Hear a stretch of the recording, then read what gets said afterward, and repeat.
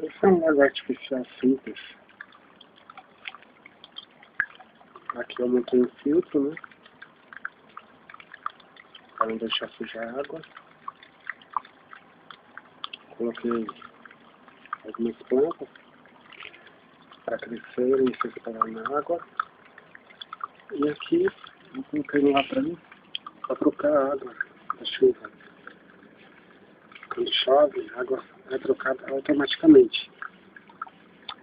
Por esse ladrão, ela transborda e vai saindo. Então não vai transbordar o tanque. Ela só vai chegar ao nível desse ladrão.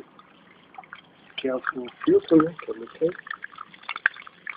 Com algumas camadas para filtrar a água. Então, tá aí uma ideia para quem quiser fazer. Colocar vários peixinhos, fica muito bonito. Coloquei uma bomba ali, que gira 650 metros cúbicos por hora.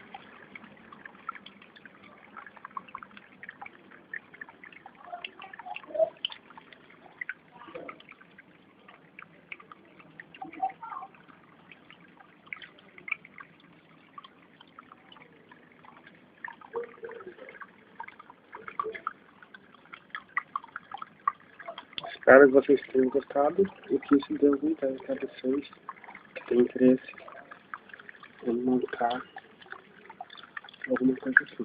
Isso é muito bonito. Boa sorte a todos. E até um outro dia.